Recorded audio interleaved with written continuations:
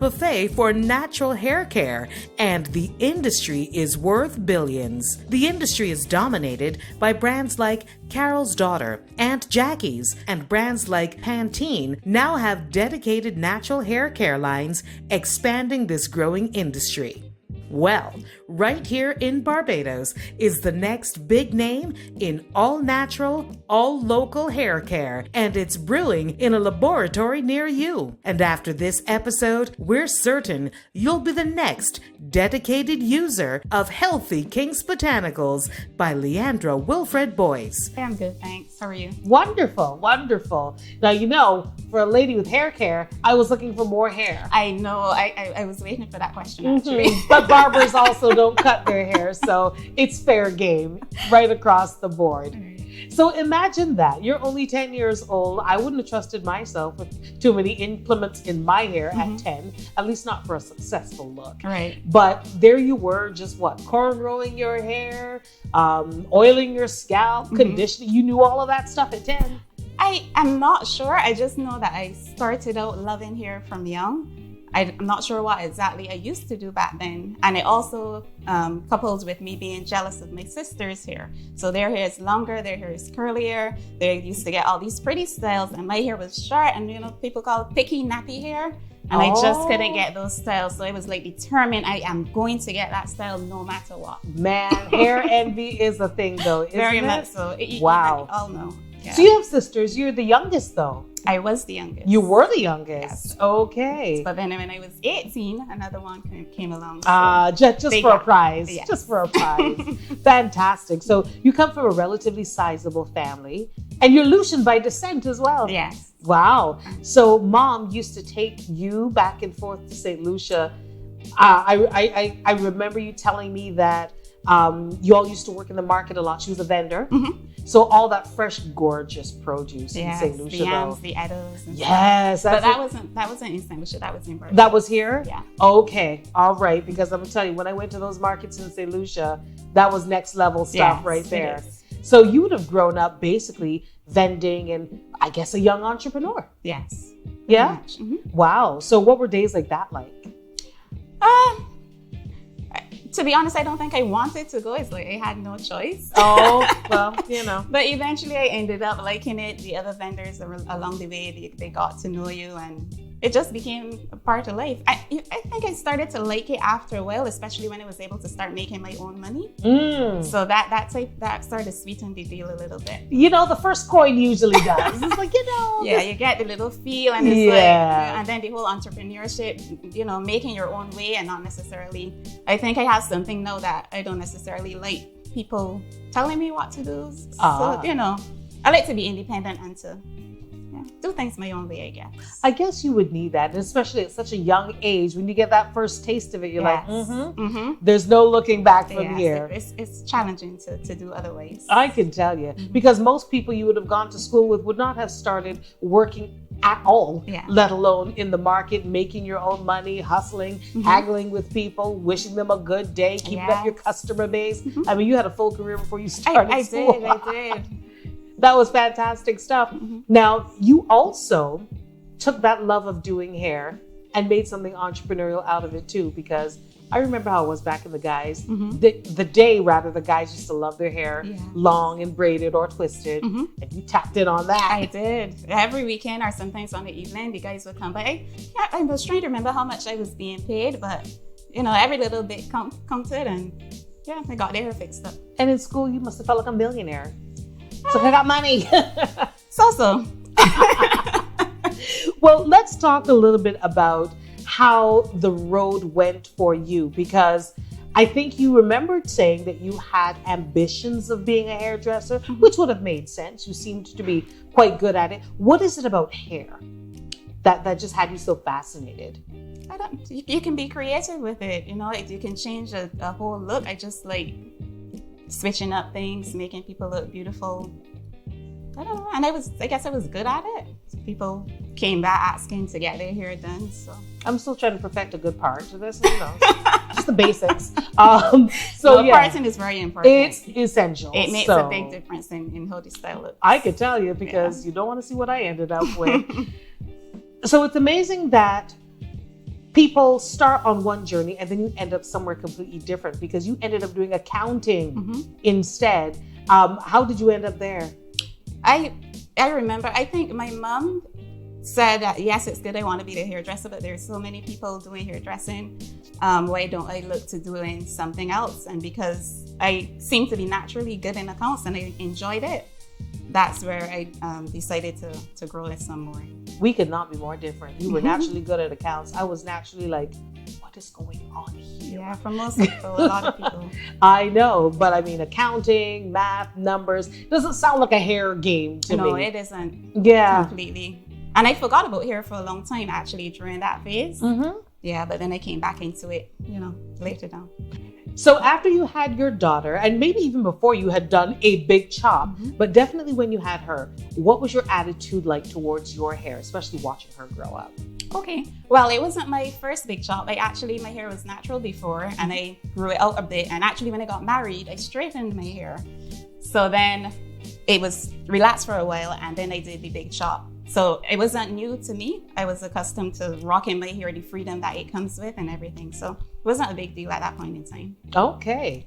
So the journey into having your hair care line actually took a couple of pivots as well, because you didn't start with your hair care line. Correct. Yeah. So how did you get into the venture you were into before? Okay.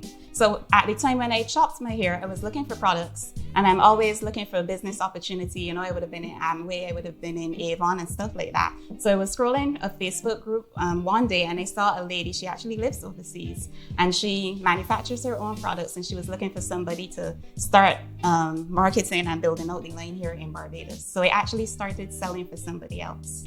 Oh, okay. And it was natural hair care products? Yeah, natural hair. Okay. So here you are basically marketing somebody else's product, but you're more or less the face and the contact for it here. So how does that work? Well, I guess that's sort of what the problem was. I didn't realize that it was going to be like that involved.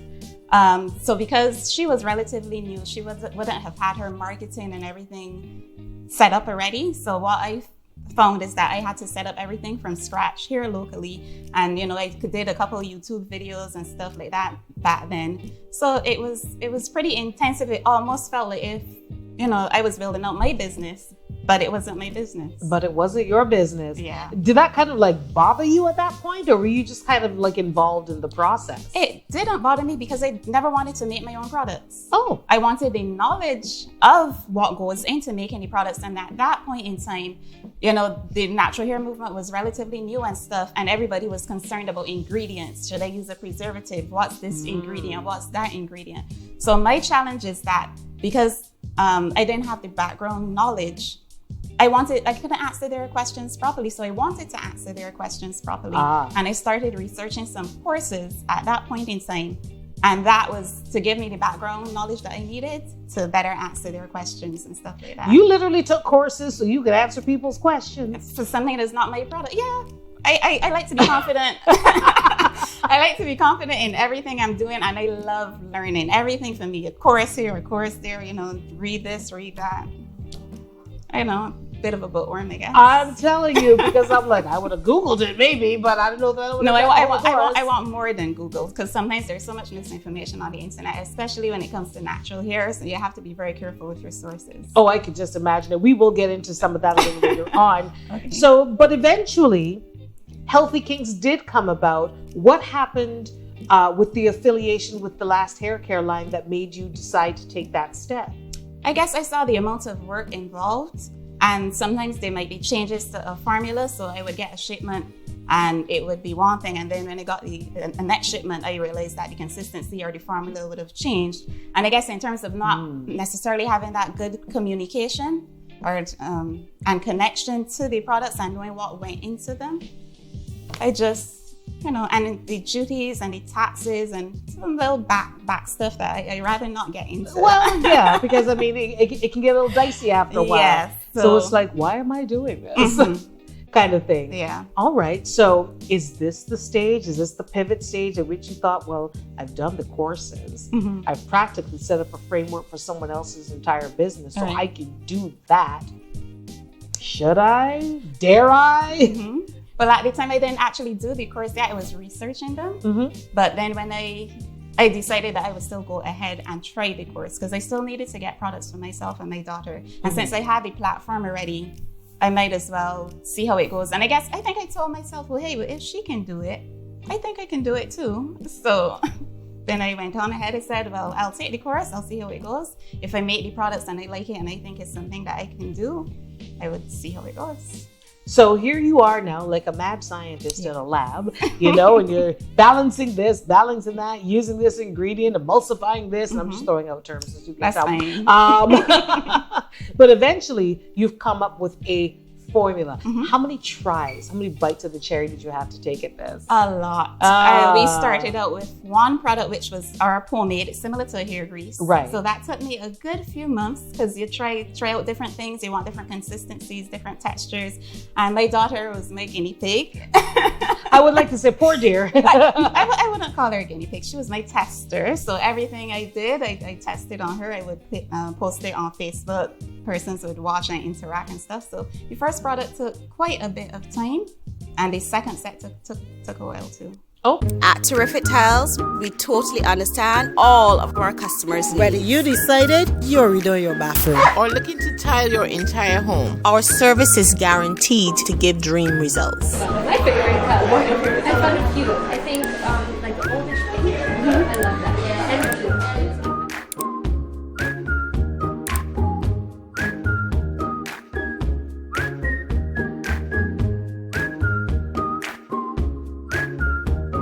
Me, I can't see a product and not touch it. So here we have, well, let's start with what you would normally start with, which is a shampoo. Right. There we go. Moisture my way. Now, I'm also one of these people. It has a seal. So Don't worry, I can probably smell it right through. Lavender, right? Yeah, that one There is you go. lavender burst. Didn't even have to look. Ooh, that is good. The seal or no seal, you can smell it right through. And that's fantastic stuff because I believe that shampooing your hair should be an experience. It's an experience. Yes, It is. you're in the shower and the rainwater's coming down. I feel like I'm in Some a commercial. self-care. Yeah. Some good little self-care. So here we have Lavender Burst, which is a shampoo that is safe from children straight up. Yes. Okay, because oftentimes I wonder, well, if I had a little person, is this too much to be using on the hair or can I safely use it? Well, I wouldn't recommend the lavender burst, but we Right. also have a different scent, which is berry banana. So definitely the berry banana. A nice fruity little scent that they would love. Exactly, they love it. Okay, so it makes wash time a lot more A fun. lot easier. There you go. So I've always wondered, how do you know when your product is working? Yeah. You have to try it for a period of time. So don't just try it once and then think, oh yes, this is great. Yeah. Fancy curls. Right. You give it a good few times and to also ensure that it's consistent. You get consistent results while using the product. Right. Okay. So ideally, what should you be looking for, especially when it comes to a shampoo and a conditioner? How do you know, like, okay, yeah, this is working?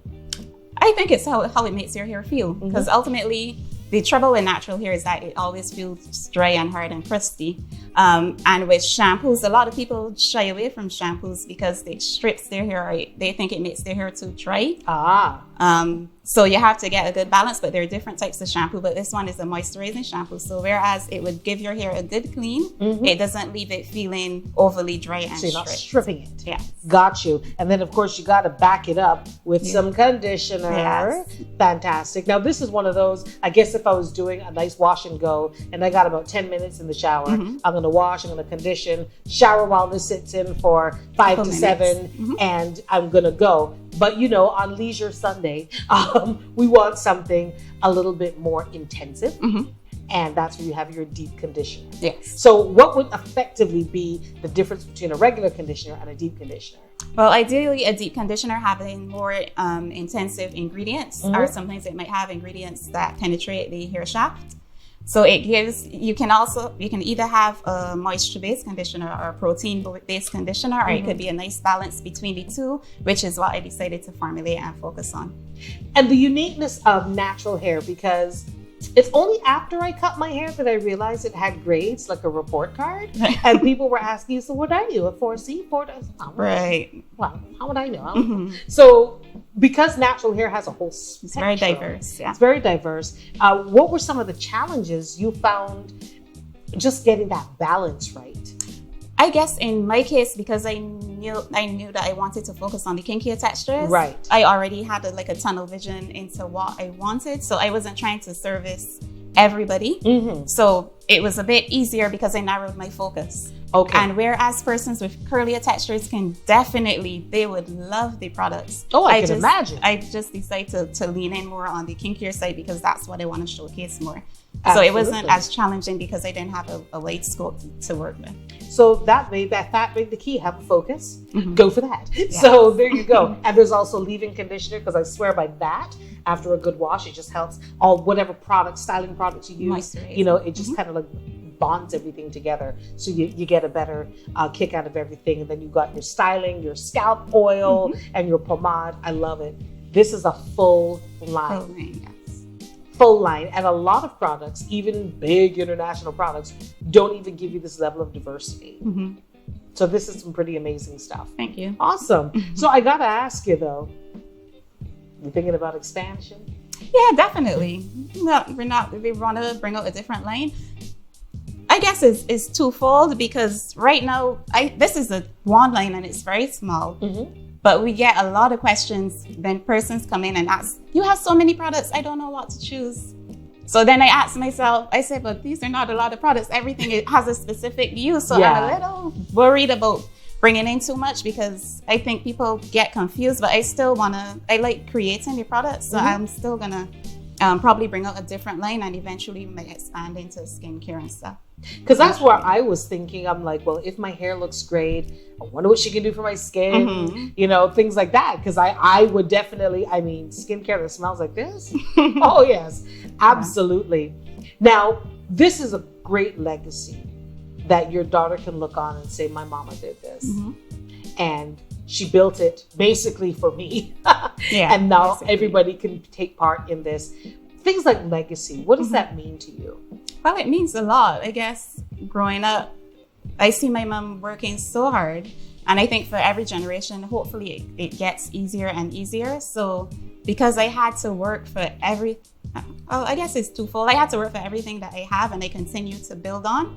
It's great to leave back something. Yeah. And although I can see that she's proud, like if I went on Martin Barbados the other day, and she said, "Mom, you did great." And she even promotes Healthy Kinks. She had a mock exam and she wrote about Healthy Kinks. Useful children, that's what you want. She mentioned Healthy Kinks in her composition and stuff, so that is important. Oh no, she's proud. If she's writing about she you, is. Definitely proud. And how many people can say, yeah, my mom makes my hair care products? Yeah. So yeah, which is an awesome start for her. Now I'm looking at this and I'm thinking it should be in every Bajan home where there is a kinky head or a curly head that can benefit. But I'm also thinking that the Caribbean also has a lot of kinky heads that would love to get their hands on a product like this. So what are your thoughts on expanding outside of Barbados? I definitely want to expand outside of Barbados. I think for me, I don't know, some people might say I'm taking long to do what I'm doing, but I just need to be comfortable in what I'm doing. So I want to build out everything in Barbados to solidify and make sure that I'm comfortable before I branch out. But we have started shipping. We shipped to a couple of Caribbean countries already. Eventually, I would think I might prefer to go the wholesale route so that they actually have it on island. And they can pick them up there. But expansion regionally and internationally eventually is something that we're definitely looking into. You know, doing this series has taught me not only so much about people's thought process before they get into a business, or even as they straddle having a job and having a business, raising a family at the same time. And it really comes down to the same thing, making a decision. Yes. So what is your process for making any decision, really? The process. Sometimes I honestly get tired of making decisions. It's like I just want it to stop. But I guess you have to make the best decision, the decision that is best for you, and not necessarily look at what other people might be doing or what other people might say. But honestly, you're the person behind the business, so you have to be comfortable in what you're doing. So I would discuss it with my husband. I think about the impact on the family.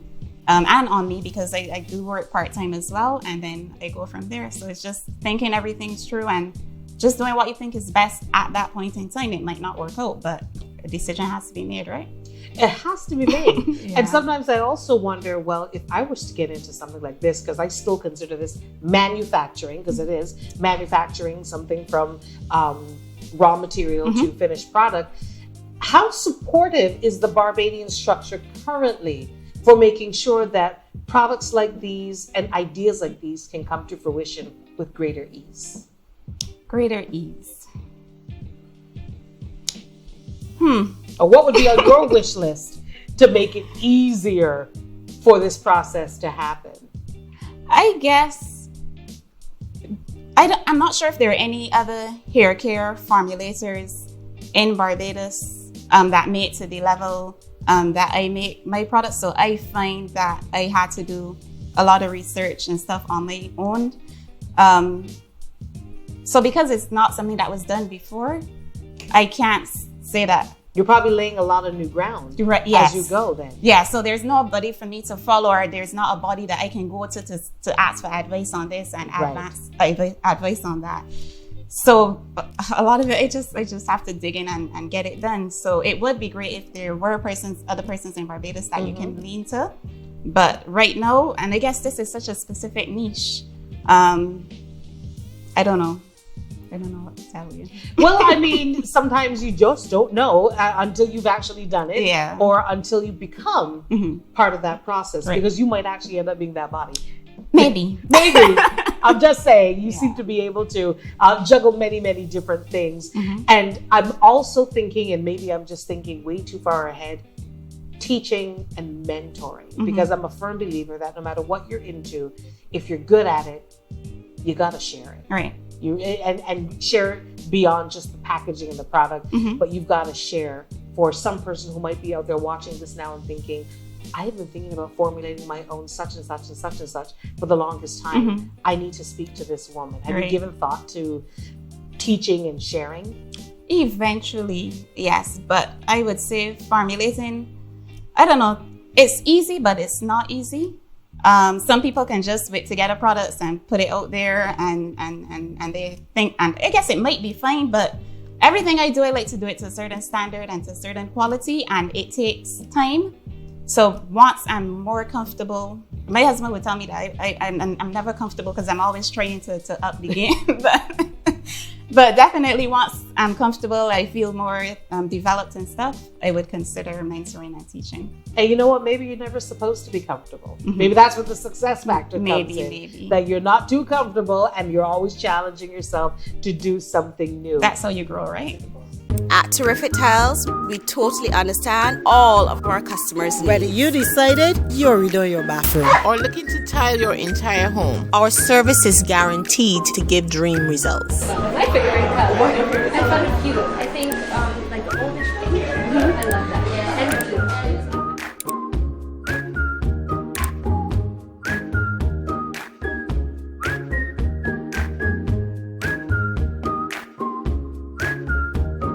The Pivot series today is focused on Leandra Wilfred-Boyce of Healthy Kinks Botanicals, or HKB as she calls it, and you probably will too. So first of all, where can people find Healthy Kinks Botanicals? Currently, we're only available online. Our website is www.healthykinks.com, and you don't need a credit card when ordering. I know a lot of people, when they think about ordering online, the first thing they think about, but I don't have a credit card, but you don't need a credit card when you're ordering. All right, so that's simple. And then can they get it delivered, or do they pick it up at a certain point? As they go through the checkout process, they could select if they want delivery or if they want to pick up. All right, perfect. So super easy right there. So let's talk about you now, because pretty much this interview has been encased in business, what you studied, how you got here, but there's got to be another side to Leandra, you know, the personal that we like to get into. Right. What was life like growing up for you? Well, honestly, I have always been very quiet and reserved, so I've never been out there much.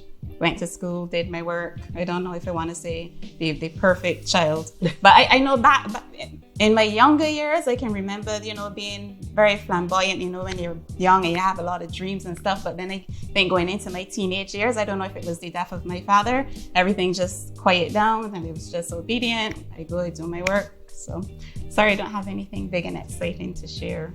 Well, actually, that's a big thing to have to deal with. I mean, the loss of a parent at any age is traumatic, but at such a young age, and you pretty much had to grow up like that.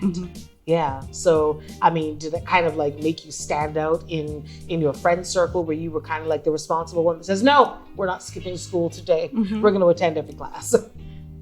I was usually by myself a lot. I did have some friends growing up, but I was never somebody who needed to consistently be around people.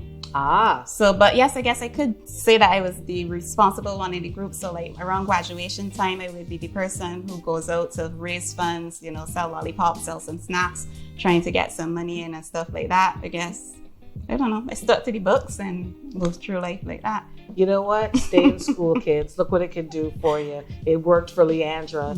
If you could have a dream day off, though, or even a week, because it's your dream, what would that look like? I like experiencing different countries and different cultures. So if I can just go somewhere and take in the culture and what it's like to live in a different environment, that would be great.